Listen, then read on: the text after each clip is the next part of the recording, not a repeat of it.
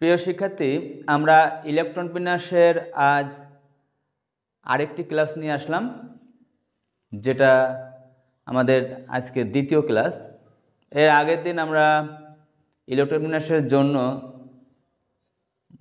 যে সাধারণ নিয়মগুলো ছিল, আব্বাও নীতি অনুসারে ইলেকট্রন বিন্যাসের সাধারণ নিয়ম দেখিয়ে ইলেকট্রন বিন্যাস সংক্রান্ত দুটো প্রশ্ন আলোচনা করেছিলাম। আজকের ক্লাসে আমরা অত্যন্ত গুরুত্বপূর্ণ একটা বিষয় ইলেকট্রন বিন্যাসের জন্য, সেটা হচ্ছে হুন্ডের নীতি। এই হুন্ডের নীতি এমনই একটা নীতি, এই নীতির সাহায্যে আমরা ইলেকট্রন বিন্যাসের যে ব্যতিক্রম রুলটা আছে, কিছু কিছু মৌলের ক্ষেত্রে ইলেকট্রন বিন্যাসের ব্যতিক্রম পরিলক্ষিত হয়, তাই এই হুন্ডের নীতি থেকে আমরা জানতে পারি।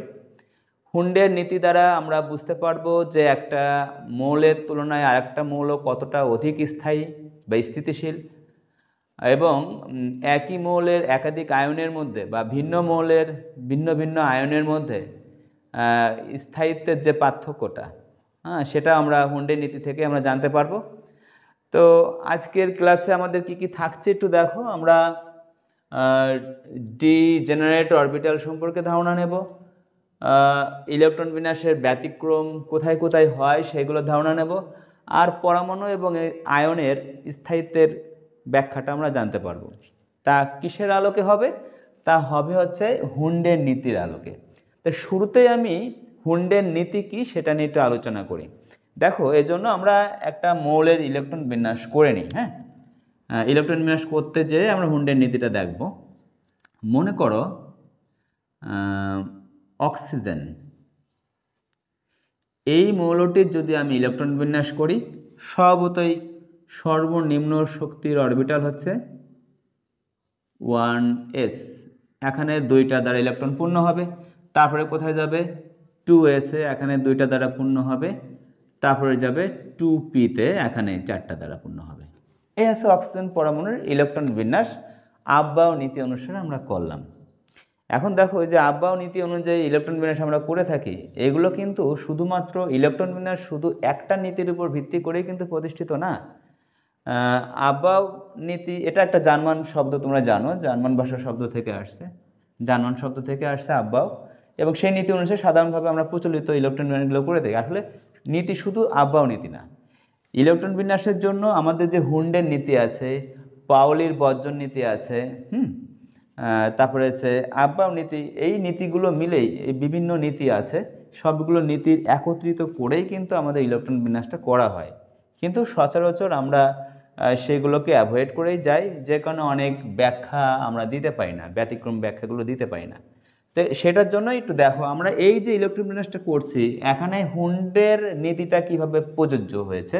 হুন্ডের নীতিতে আমরা এটা ব্যাখ্যা দেওয়ার জন্য প্রথমত আমরা এই অরবিটালগুলোকে কতগুলো বক্সে ভাগ করে নিই। মনে করো এটা 1s অরবিটাল। কোয়ান্টাম মেকানিক্সের তত্ত্ব থেকে আমি প্রথম ক্লাসে দেখিয়েছিলাম যে কিভাবে ডিজেনারেট অরবিটাল তৈরি হয়। ডিজেনারেট কথাটার অর্থ হলো সমশক্তি সম্পন্ন। তা তোমরা এটা জেনেছিলে যে ম্যাগনেটিক কোয়ান্টাম সংখ্যা থেকে আমরা একটা উপশক্তি স্তর, আমাদের উপশক্তি স্তর আছে চারটা আপাতত, এস, পি, ডি, আর, এফ। এই বিভিন্ন উপশক্তি স্তরগুলো আবার কতগুলো সমশক্তি সম্পন্ন উপশক্তি স্তরে বিভক্ত। আমি একটা কথা এখানে একটা আসলে একটু বলে রাখি, এই যে উপশক্তি স্তর আর অরবিটাল কিন্তু এক না, এটা একটু মনে রেখো।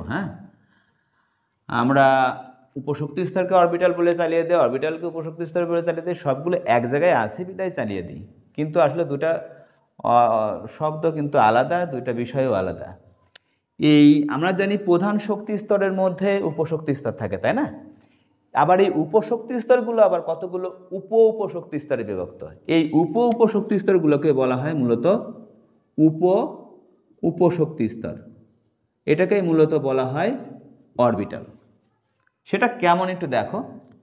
তো ম্যাগনেটিক কোয়ান্টাম সংখ্যা থেকে তোমরা দেখেছিলে যে একটা উপশক্তি স্তর আবার কতগুলো উপশক্তি স্তরে বিভক্ত। যেমন এস উপশক্তি স্তর এটা কিন্তু কোনো উপশক্তি স্তরে বিভক্ত না, অর্থাৎ কোনো অরবিটালে বিভক্ত না, এর কোনো ডিজেনারেট অবস্থা নাই। কিন্তু পি অরবিটালের তোমরা দেখেছিলে 3টা ম্যাগনেটিক কোয়ান্টাম সংখ্যা পাওয়া যায়।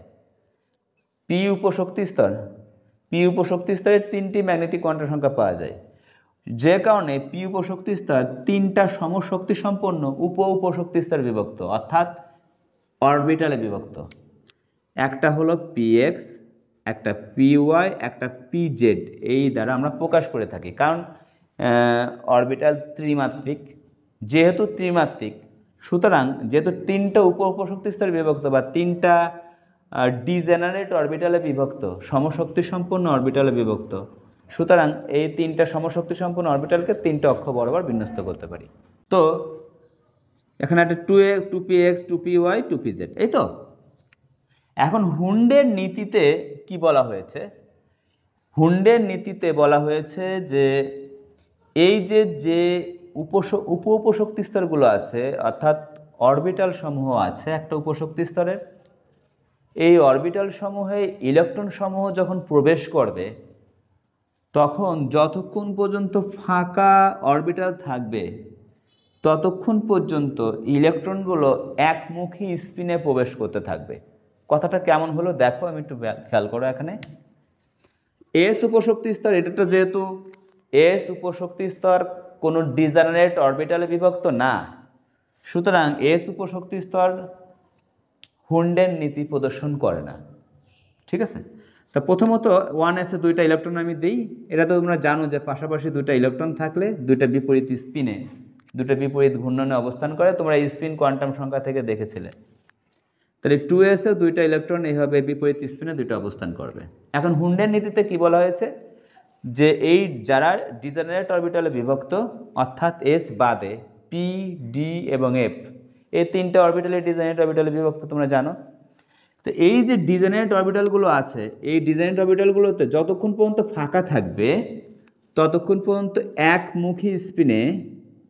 একই স্পিনে ইলেকট্রনগুলো প্রবেশ করবে। দেখো এখানে 2p-তে 4টা ইলেকট্রন আছে, তাহলে প্রথমে একটা একটা করে দেখো, যতক্ষণ ফাঁকা থাকবে, এই 2টা দেওয়ার পর আরও একটা ফাঁকা ছিল, একমুখী স্পিনে প্রবেশ করবে। 3টার স্পিন দেখো একই দিকে, ঠিক আছে। এরপরে যদি আরও ইলেকট্রন প্রবেশ করে তাহলে প্রথম অরবিটাল থেকে বা প্রথম উপশক্তি স্তর থেকে বিপরীত স্পিনে ইলেকট্রনগুলো প্রবেশ করবে। তাহলে তার 3টা ইলেকট্রন প্রবেশ করার পর আর একটা ছিল না, তাই প্রথম অরবিটালে একটা ইলেকট্রন আসছে যায় বিপরীত স্পিনে। এটা যেহেতু এই স্পিনে ছিল, এটা বিপরীত স্পিনে প্রবেশ করেছি। এটাই মূলত হুন্ডের নীতি। আর এই হুন্ডের নীতি থেকেই কিন্তু আমরা ক্লিয়ার হয়ে যাই ওইদিকে স্পিন কোয়ান্টাম সংখ্যার আলোকেই কিন্তু হুন্ডের নীতিটা প্রতিষ্ঠিত। ওই স্পিন কোয়ান্টাম সংখ্যা আর হুন্ডের নীতি থেকে আমরা নিশ্চিত হয়ে যাই যে একটা উপশক্তি স্তরের মধ্যে সর্বোচ্চ কয়টা ইলেকট্রন থাকতে পারে। তো দেখো এস উপশক্তি স্তরে 2টা ইলেকট্রন থাকতে পারে, পি উপশক্তি স্তরে যদি জোড়ায় জোড়া করে থাকে তাহলে পরে 6টা ইলেকট্রন থাকতে পারবে, তোমরা বুঝতেই পারতেছ। ডি অরবিটালে ডি উপশক্তি স্তরে ঠিক তেমনি 10টা ইলেকট্রন থাকতে পারে, এফ উপশক্তি স্তরে এভাবে 14টা ইলেকট্রন থাকতে পারে, এটা তোমরা জানো। তো হুন্ডের নীতি অনুসারে ইলেকট্রন বিন্যাসের উপর ভিত্তি করেই কিন্তু একটা পরমাণু বা আয়নের স্থায়িত্ব নির্ভর করে, এবং কিছু কিছু ক্ষেত্রে কোনো পরমাণুতে ইলেকট্রন বিন্যাসের ব্যতিক্রম পরিলক্ষিত হয়। এখন পরমাণু বা আয়নের স্থায়িত্ব নির্ভর করে একটা পরমাণুতে অরবিটাল সমূহ কিভাবে ইলেকট্রন দ্বারা পূর্ণ আছে।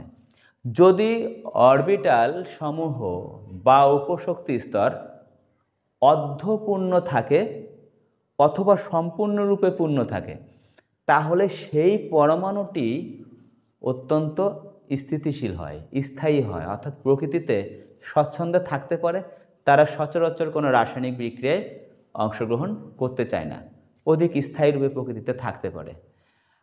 তা সেগুলো কোন ক্ষেত্রে হয় আমি একটা ইলেকট্রন বিন্যাস করে দেখাই যে আমি প্রথমত ইলেকট্রন বিন্যাসের ব্যতিক্রম কোনটা হয় হুন্ডের নীতি থেকে সেটা একটু আলোচনা করি, তারপরে পরমাণু আর আয়নের স্থায়িত্ব নিয়ে আলোচনা করব। ওকে, দেখো আমরা যদি ক্রোমিয়াম এর ইলেকট্রন বিন্যাসটা করি। ক্রোমিয়ামের পারমাণবিক সংখ্যা আমরা জানি 24। তার ইলেকট্রন বিন্যাসটা যদি আমরা করতে চাই তাহলে 1s এ 2টা যাবে, 2s এ 2টা যাবে, 2p তে 6টা যাবে অনায়াসে। এরপরে আরও ইলেকট্রন থাকে 14টা। তো 2pর পর যাবে হচ্ছে 3s এ 2টা, 3p তে 6টা, 18টা হয়ে গেল, আর থাকে 6টা ইলেকট্রন।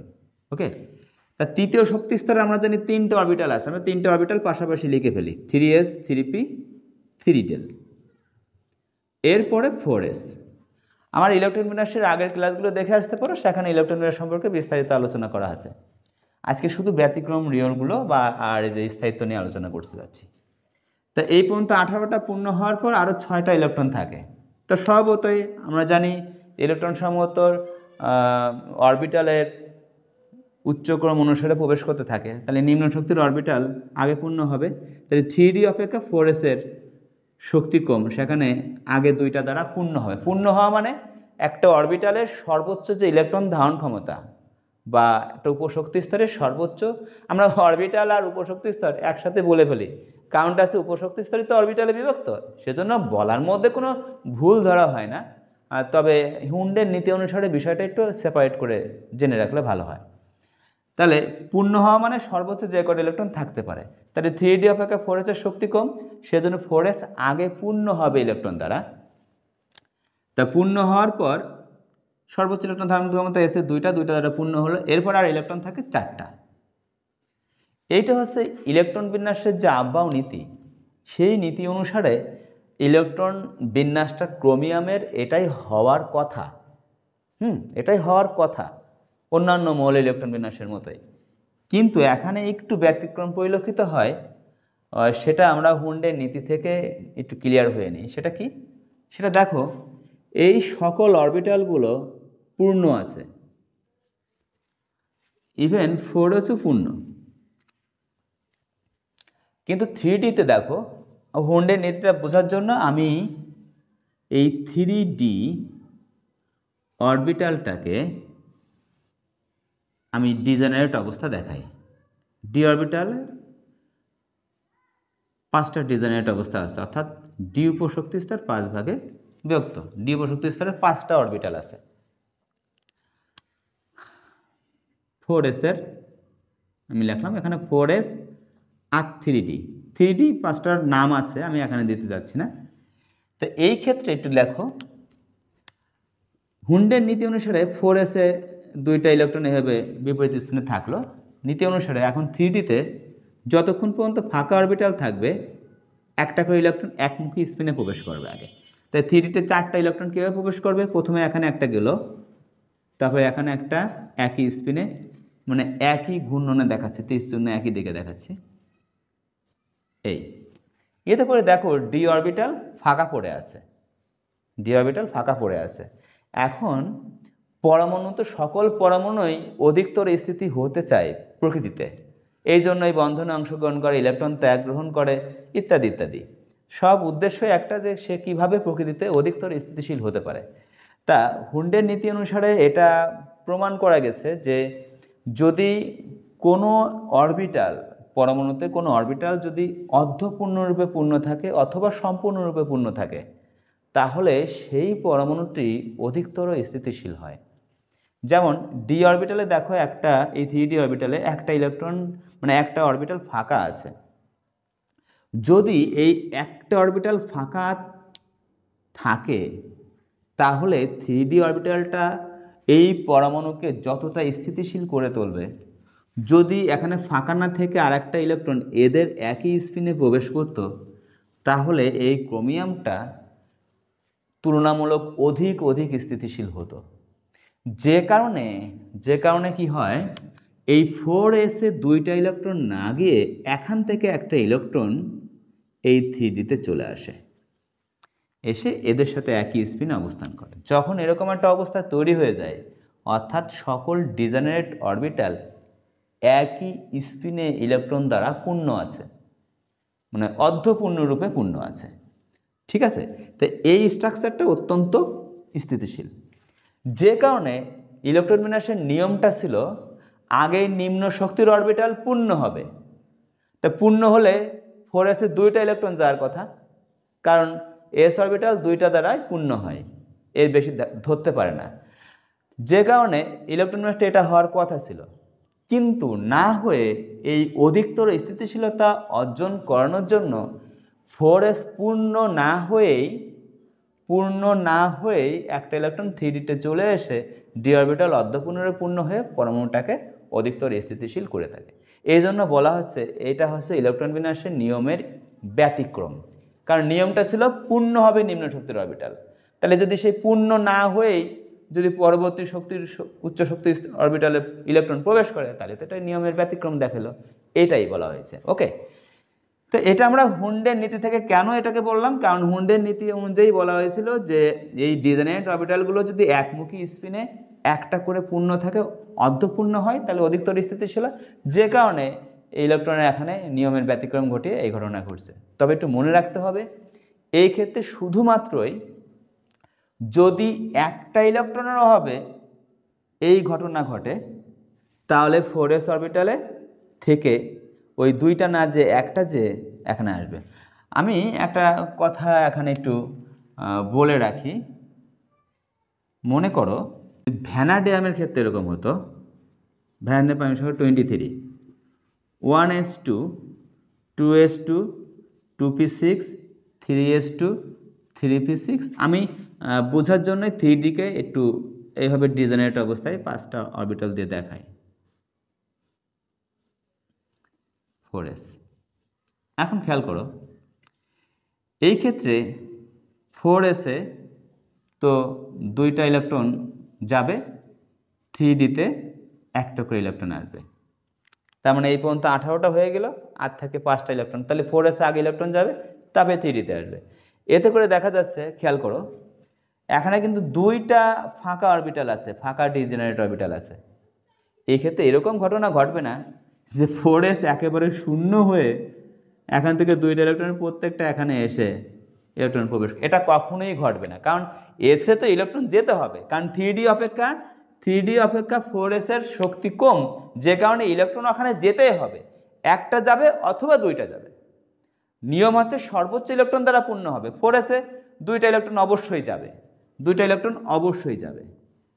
কিন্তু এই ডিজেনারেট অবস্থাকে মানে একমুখী স্পিনে অর্ধপূর্ণরে পূর্ণ হওয়ার জন্য 2টা ইলেকট্রন এখান থেকে চলে আসবে, তাহলে তো 4s অরবিটাল শূন্য হয়ে গেল, ইলেকট্রন থাকলোই না, তাহলে ইলেকট্রন বিন্যাসের কোনো নিয়মই তো প্রযোজ্য হলো না, যে কারণে এই ঘটনা কোনোদিনও ঘটবে না।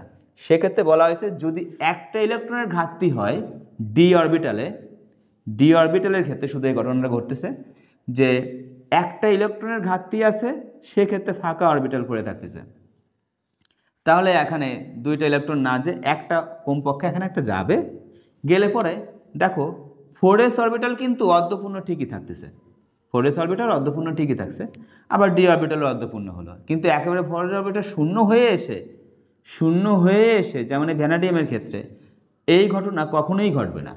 ঠিক আছে, এটা একটু মনে রাখতে হবে। তো এই অবস্থা হতে পারে, এটা ক্রোমিয়ামের ক্ষেত্রে গেল। ওকে, এখন দেখো ক্রোমিয়ামের নিচেই মানে পর্যায় সারণীতে দেখো ক্রোমিয়ামের নিচে আরেকটা মৌল আছে। এই ধরনের যাদের স্ট্রাকচার আছে তাদের ক্ষেত্রে এই ঘটনাগুলো ঘটে থাকে। ক্রোমিয়ামের নিচের মৌলটা হচ্ছে মলিবডেনামে ইলেকট্রন বিন্যাস যদি আমরা করি, তাহলে এখানে হবে 1s2, 2s2, 2p6, 3s2, 3p6, 3d, 4s2, 3d10, এখানে 4p6, 4d, 5, 4f আছে এখানে, 5s।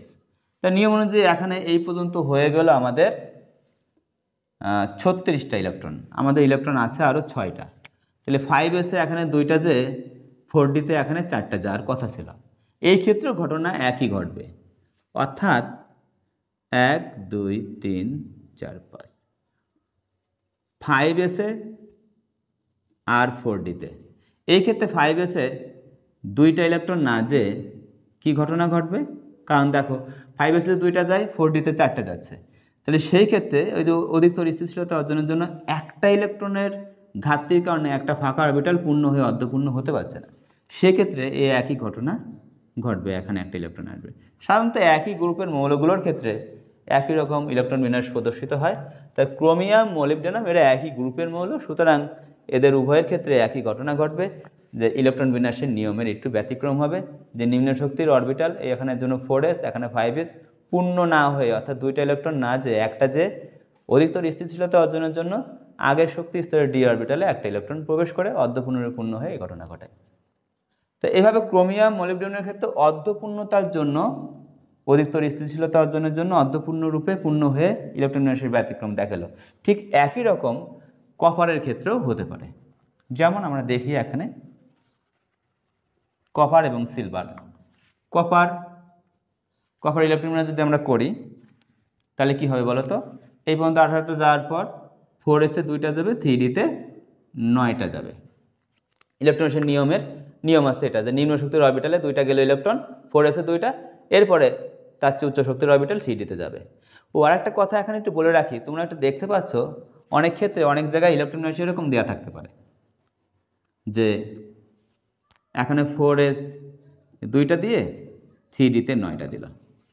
আসলে এটা মানে নিয়ম অনুযায়ী অরবিটালের ক্রম অনুসারে লেখা হয়েছে, নিম্ন শক্তির অরবিটাল 4s, তারপর উচ্চ শক্তির অরবিটাল 3d। কিন্তু মনে রাখো একটা প্রধান শক্তি স্তরের মধ্যে অন্য প্রধান শক্তি স্তরের অরবিটালটা কখনো ঢুকে পড়ে না। যেখানে আমরা এভাবে যদি দেখাই তখন তো কি দেখা যাচ্ছে দেখো তো, তৃতীয় শক্তি স্তরের থ্রিদের মানে বলছে তৃতীয় প্রধান শক্তি স্তর, তৃতীয় শক্তি স্তরের 3s 3p অরবিটালের মধ্যে চতুর্থ শক্তি স্তরের 4s অরবিটাল ঢুকে পড়ছে, এরপরে আবার তৃতীয় শক্তি স্তরে 3d অরবিটাল। এটা কখনো সম্ভব? একটা প্রধান শক্তি স্তরের মধ্যে অন্য প্রধান শক্তি স্তরের অরবিটাল কি ঢুকতে পারে? তো এইভাবে ইলেকট্রন বিন্যাস করতে তোমরা অভ্যস্ত হয়ে না। হ্যাঁ, তা এই জন্য তোমরা অরবিটালগুলো আগে লিখে রাখবা, ইলেকট্রন থাকলে দেবা, না থাকলে দেবা না। তৃতীয় শক্তি স্তরে 3টে অরবিটাল থাকে, 3টে অরবিটাল পাশাপাশি লিখে রাখবা। যেমন যে এই ক্ষেত্রে আমরা দেখাইছিলাম যে কীভাবে মলিবডেনামের ক্ষেত্রে ঘটনা ঘটছিল। চতুর্থ শক্তি স্তরে 4টে অরবিটাল আছে, 4টে অরবিটালে দেখো পাশাপাশি লিখে রাখছিলাম 4s 4p 4d 4f, কিন্তু ইলেকট্রন আর ছিল না বিদায় 4f-এ কোনো ইলেকট্রন যায়নি। তো এখানে তুমি শূন্য দিয়ে রাখতে পারো, 4f-এ কোনো ইলেকট্রন যায়নি, কিন্তু অরবিটালটা ঠিকই আছে। চতুর্থ শক্তি স্তরে যে 4টা অরবিটাল থাকে তারা কিন্তু ঠিকই থাকে, ইলেকট্রন গেলে দেওয়া হয়, না গেলে দেওয়া হয় না উপরে। এই তো আমরা যেটা বলছিলাম কপারের ক্ষেত্রে যে ঘটনা ঘটবে, তাহলে এখানে 4s এ 2টা যে 3d-তে 9টা আসবে। একটু লক্ষ্য করো ভালো করে এই জিনিসটা। এই ঘটনা কি ঘটবে, এখানেও 4s এর 2টা যে দেখো প্রথমে একমুখী স্পিনে 9টা ইলেকট্রন প্রবেশ করবে, তো প্রথমে একমুখী স্পিনে 5টা অরবিটালে ইলেকট্রনগুলো প্রবেশ করলো একই স্পিনে। এরপরে আরও তো 4টা ইলেকট্রন আছে, তাহলে প্রথম অরবিটাল থেকে এরকম বিপরীত স্পিনে ইলেকট্রনগুলো প্রবেশ করবে। বিপরীত স্পিনে যখন প্রবেশ করবে তখন বিপরীত স্পিনে যে ইলেকট্রনগুলো প্রবেশ করতেছে তারা কিন্তু আবার প্রত্যেকে একই স্পিনে। এটা এইদিকে ছিল, ঘড়ি কাঁটার ঘূর্ণনের দিকে একটা স্পিন হয়, তাহলে আরেকটা ঘড়ি কাঁটার ঘূর্ণনের বিপরীত দিকে, সেগুলো কিন্তু আমার নিজেরা একইমুখী স্পিন আছে। এতে করে দেখো ভন্ডের নীতিতে একটু আগে বলা হয়েছিল যে ডিজেনারেট অরবিটালগুলো যদি অর্ধপূর্ণরূপে পূর্ণ হয় বা সম্পূর্ণরূপে পূর্ণ হয় তাহলে সে অরবিটাল সহ ওই পরমাণুটি অধিকতর স্থিতিশীল হয়। এবং সেই ক্ষেত্রে ইলেকট্রন বিন্যাসের নিয়মের ব্যতিক্রম কোথায় ঘটাবে, যদি এরকম হয় একটা ইলেকট্রনের অভাবে অর্ধপূর্ণরূপে পূর্ণ হতে পারছে না অথবা সম্পূর্ণরূপে পূর্ণ হতে পারছে না, সেই ক্ষেত্রে 4s অরবিটালে বা s অরবিটালে 2টা ইলেকট্রন না যে একটা যে বাকি একটা ইলেকট্রন আগের শক্তি স্তরে ডি অরবিটালে প্রবেশ করে। এক্ষেত্রে সেই ঘটনাটাই ঘটবে। দেখো মাত্র একটা ইলেকট্রনের অভাবে, এখানে কিন্তু এটা ফাঁকা না, এটা কিন্তু অযুগ্ম ইলেকট্রন আছে, সিঙ্গেল ইলেকট্রন আছে, এটা কিন্তু ফাঁকা না। কিন্তু যদি আর একটা ইলেকট্রন সে পায়, একটা ইলেকট্রনের ঘাটতি আছে, তাহলে সে কিন্তু সম্পূর্ণরূপে পূর্ণ হয়ে যাচ্ছে। যে কারণে কি হবে, এই 4s অরবিটালে একটা ইলেকট্রন যে এখানে বাকিটা এসে 3d অরবিটাল সম্পূর্ণরূপে পূর্ণ হবে 10টা ইলেকট্রন দ্বারা। ফলে এই ক্ষেত্রেও ইলেকট্রন বিন্যাস হওয়ার কথা ছিল এটা নিয়ম অনুযায়ী, আবহাওয়ার নিয়ম অনুযায়ী, সেই ক্ষেত্রে এটা না হয়ে 4s অরবিটালে একটা যে 3d অরবিটালে 10টা হবে। এটা ইলেকট্রন বিন্যাসের নিয়মের একটা ব্যতিক্রম। ঠিক কপারের একই গ্রুপে, কপারের নিচে আছে সিলভার, সিলভারের ক্ষেত্রে একই ঘটনা ঘটবে। এখানে 5s এ 2টা যে 4d-তে 9টা আসার কথা, কিন্তু এই নিয়মের ব্যতিক্রমে ঘটাবে 4s এ একটা যাবে, 4d-তে, 5s একটা যাবে 4d-তে, একটা এসে 10টা ইলেকট্রন দ্বারা পূর্ণ হবে। তাহলে এইভাবে এই গুটি কয়েক মৌলগুলোর ক্ষেত্রে আমাদের ইলেকট্রন বিন্যাসের নিয়মের ব্যতিক্রম পরিলক্ষিত হয়। ওকে, জাস্ট শুধুমাত্র পরমাণু প্রকৃতিতে অধিকতর স্থিতিশীলতা অর্জনের জন্যই হুন্ডের নীতি অনুসারে আমাদের এই ব্যাখ্যাটা আমরা দিতে পারি যে কেন এই মৌলটি ইলেকট্রন বিন্যাসের ব্যতিক্রম পরিলক্ষিত হয়। এবার আমরা একটু দেখি একটা পরমাণু বা আয়নের স্থায়িত্ব কিভাবে আমরা নিরূপণ করতে পারি। দেখো, এখানে আমি আয়রন পরমাণু লিখছি, আয়রনের দুইটা আয়ন লিখছি, একটা ফেরাস আয়ন, একটা ফেরিক আয়ন। তো আমরা যদি প্রশ্নে করা হয় যে এই তিনটার ক্ষেত্রে আয়রন পরমাণু, আয়রনের দুইটা ক্যাটায়ন বা আয়রনের দুইটা আয়ন, এই তিনজনের মধ্যে কে অধিকতর স্থিতিশীল, এই ধরনের প্রশ্ন যদি আসে, সেটা আমাদের ব্রড প্রশ্নের মধ্যে আসতে পারে, আবার শর্ট কোশ্চেনের মধ্যে আসতে পারে। তাহলে আমরা কিভাবে ব্যাখ্যা দেবো কে কত স্থিতিশীল? তার জন্য আমরা এদের ইলেকট্রন বিন্যাসটা একটু করে দেখি। আয়রন পরমাণু ইলেকট্রন বিন্যাসে আমরা যদি করি, এর ইলেকট্রন আছে 26টা। যেহেতু পরমাণু অবস্থায় যে কটা প্রোটন থাকে সেই কটা ইলেকট্রন থাকে। যেহেতু এটা পরমাণু, উপরে কোনো চার্জ দেওয়া হয়নি, তাহলে এর যে পারমাণবিক সংখ্যা 26, তাহলে এর প্রোটন 26টা আছে, মানে ইলেকট্রনও 26টা আছে। তাই 26টা ইলেকট্রনের মধ্যে ফেলি। প্রথমে যাবে 1s-এ, তারপরে যাবে 2s-এ, তারপরে যাবে 2p-তে, 3s-এ, 3p-তে যাবে, 3d, 4s। তাহলে 4s-এ আগে পূর্ণ হবে, তারপরে আর ইলেকট্রন থাকে হচ্ছে আমাদের 6টা। ওকে, আমরা এটা লিখলাম। এবার দেখো, এই আয়রন পরমাণু কি করবে। আমি একটা কথা বলে রাখি, যেহেতু এটা দ্বিবলক মূলক, তোমরা তো জানোই দ্বিবলক মূলক কাদেরকে বলা হয়, যাদের ইলেকট্রন বিন্যাসের সময় শেষ ইলেকট্রন ডি অরবিটালে প্রবেশ করে। দেখো 4s-এ 2টা ইলেকট্রন যাওয়ার পর 6টা ইলেকট্রন কোথায় গেছে? 3d-তে গেছে না? সুতরাং এই আয়রন পরমাণু দ্বিবলক মৌল, দ্বিবলকের মৌল, ঠিক আছে? কারণ পরমাণুর যতগুলো পরমাণু আছে আমাদের পর্যায় সারণীতে বা প্রকৃতিতে আবিষ্কৃত, কৃত্রিমভাবে আবিষ্কৃত, মানে পর্যায় সারণীতে যে 118টা মৌল আছে, এই মৌলগুলোকে আমরা 4টা বলকে ভাগ করতে পারি, S, P, D, F। ঠিক আছে, এটা নিয়ে ক্লাস নেওয়া যাবে, সমস্যা নেই। তো যেহেতু এটা দ্বিবলক মৌল, কারণ শেষ ইলেকট্রনটা ডি অরবিটালে গেছে, দ্বিবলক মৌল। সেক্ষেত্রে দ্বিবলকের মৌলের ক্ষেত্রে আমরা এই যোজ্যতা স্তর, শেষ শক্তি স্তরের অরবিটাল এবং তার আগের শক্তি স্তরের ডি অরবিটাল, এই দুইটা অরবিটালের মধ্যে আমরা মূলত কাজ করা শুরু করব। তো এর যে অবস্থা, সেখানে দেখো আমি 3D-কে একটু এভাবে দেখাই। 3D 5টা অরবিটালে বিভক্ত, 4s, এটা ডিজেনারেট অবস্থা নেই 4s-এর। তা ইলেকট্রন বিন্যাসটা এভাবে আছে, এই দেখো। ওকে, তা আয়রন পরমাণু কি করতে পারে, যেহেতু এর স্থিতিশীল কোনো ডি অরবিটালটা স্থিতিশীল না, যারা ডি বলক মৌল তাদের ক্ষেত্রে একটু ফোকাস রাখবা যে ডি অরবিটালটা স্থিতিশীলতার দিকে কতটা মানে আছে। ডি অরবিটাল যদি সম্পূর্ণরূপে পূর্ণ থাকে অথবা অর্ধপূর্ণরূপে পূর্ণ থাকে, সেই ডি বলক মৌলটা অত্যন্ত স্থিতিশীল হয়।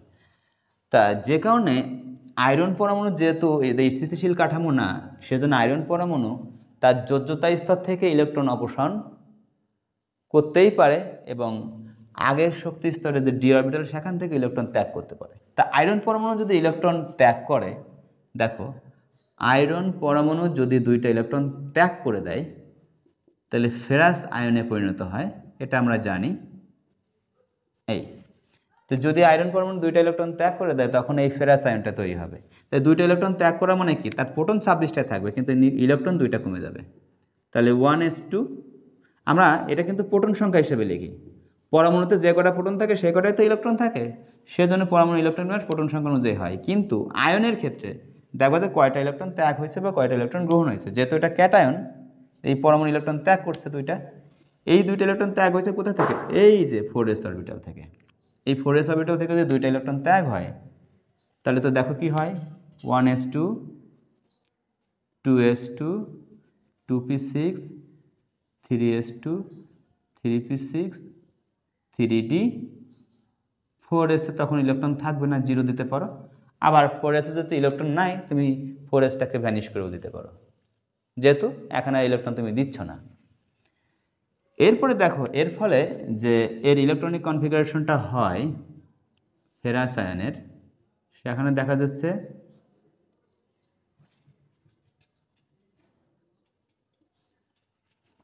ডি অরবিটালে 6টা ইলেকট্রন আছে। দেখো এই 6টা ইলেকট্রন থাকার কারণে কিন্তু ডি অরবিটালটা অতটা স্থিতিশীল হচ্ছে না, কারণ অর্ধপূর্ণও না আবার সম্পূর্ণপূর্ণ না।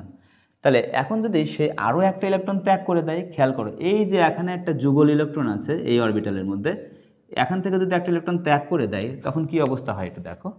তাহলে ফেরাস আয়ন যদি আরও একটা ইলেকট্রন ত্যাগ করে দেয় তাহলে ফেরিক আয়নে পরিণত হবে। আর সেই ক্ষেত্রে ইলেকট্রন বিন্যাসটা হবে এরকম 1s2 2s2 2p6 3s2 3p6। দেখো তো আরেকটা ইলেকট্রন ত্যাগ করে দিলে 3d5 হবে না? তার মানে তার অবস্থাটা সেই ক্ষেত্রে এরকম হবে।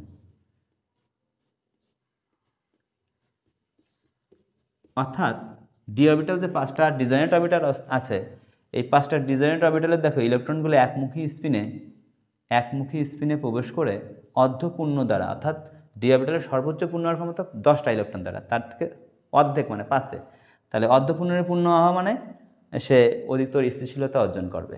এখন একটা জিনিস খেয়াল করো, হুন্ডের নীতি থেকে আমরা জানি যে অরবিটাল যদি অর্ধপূর্ণপূর্ণ থাকে অথবা সম্পূর্ণপূর্ণ থাকে তাহলে সেই পরমাণু বা আয়নটি অধিকতর স্থিতিশীল হয়। তোমরা এখন খেয়াল করে দেখো আয়রন পরমাণু ফেরাস আয়ন এবং ফেরিক আয়নের মধ্যে কোথায় এই ডি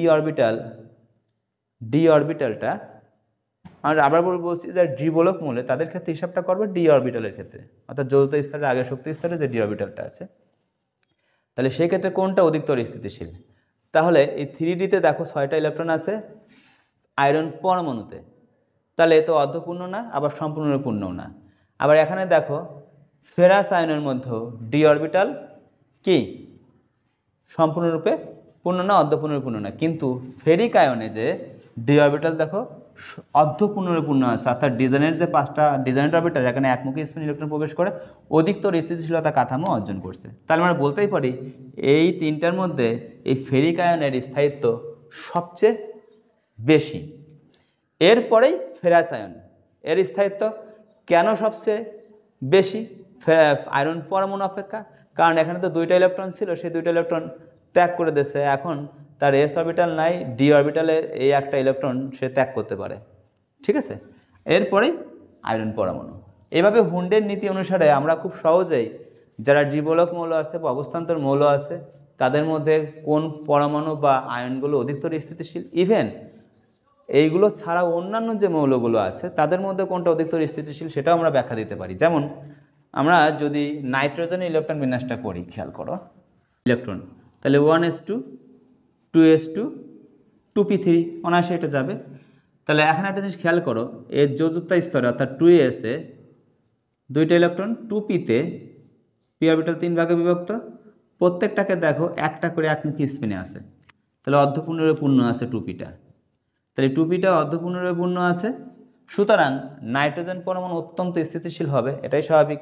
কারণ এর অরবিটাল যেগুলো ডিজেনারেট অরবিটাল, এস অরবিটালগুলো তো এমনি পূর্ণ আছে, 1s 2s ইলেকট্রন দ্বারা পূর্ণ আছে, কিন্তু পি অরবিটাল ডিজেনারেটের যে 3টা ডিজেনারেট অবস্থা সেখানে অর্ধপূর্ণ আছে, সুতরাং অত্যন্ত স্থিতিশীল কাঠামো। কিন্তু অক্সিজেনের ক্ষেত্রে একটু খেয়াল করো 1s2 2s2 2p6 না 2p4 সরি, তাহলে এখানে 2s-এ দেখো 2টা ইলেকট্রন আর 2p-তে 4টা ইলেকট্রন, 1 2 3, এবার বিপরীত স্পিনে প্রথম থেকে যাবে, এটা আছে 2p, এটা অক্সিজেনের।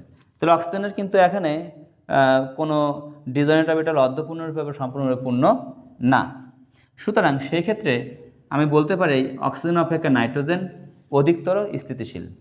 ওকে, আবার যদি ধরো এখানে নিয়নের কথা বলতো, নিয়ন 1s2 2s2 2p6, সেক্ষেত্রে দেখো এই 2s অরবিটালে 2টা ইলেকট্রন, আবার 2p-তে দেখো 2p-তে কিন্তু 6টা ইলেকট্রন আছে।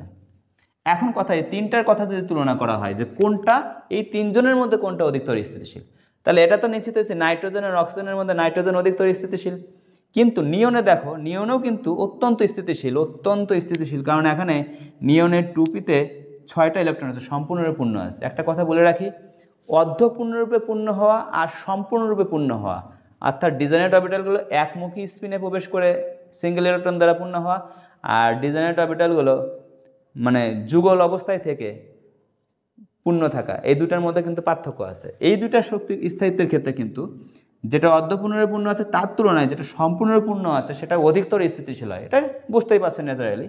তাহলে সেই হিসেবে আমরা বলতে পারি এখানে নিয়ন আছে সবচেয়ে বেশি স্থিতিশীল, তারপরে নাইট্রোজেন, তারপরেই অক্সিজেন। এভাবে যারা ডি বলক বা অবস্থান্তর মৌল আছে, এ বলক মৌল আছে এবং অন্যান্য বলকের মৌলগুলো আছে, সব পরমাণু আয়নের ক্ষেত্রে আমরা হুন্ডের নীতি প্রয়োগ করে কোন পরমাণু বা কোন আয়ন কে কার তুলনায় অধিকতর স্থিতিশীল তা আমরা খুব সহজেই ব্যাখ্যা দিতে পারবো।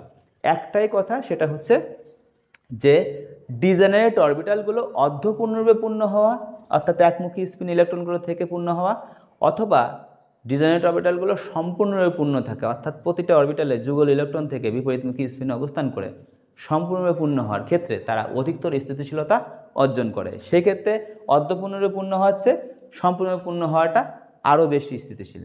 এই কথাগুলো একটু মনে রাখতে পারলে আমরা যে কোনো পরমাণু বা আয়নের স্থায়িত্বের ক্রম ব্যাখ্যা দিতে পারবো, ইলেকট্রন বিন্যাসের নিয়মের যে ব্যতিক্রমগুলো আছে সেগুলো ব্যাখ্যা দিতে পারবো। এই ক্লাসটা যদি একটু মনোযোগ দিয়ে শোনো আর বইটা যদি একটু ভালো করে পড়ো, এখানকার ব্যাখ্যা দেওয়া তোমাদের ক্ষেত্রে কোনো কঠিন কিছু হবে না। তা আজকে এই পর্যন্ত থাক, পরবর্তী ক্লাসে আমরা আরও নতুন কিছু শিখব। এটা দেখার জন্য আমন্ত্রণ রইল। ধন্যবাদ সবাইকে।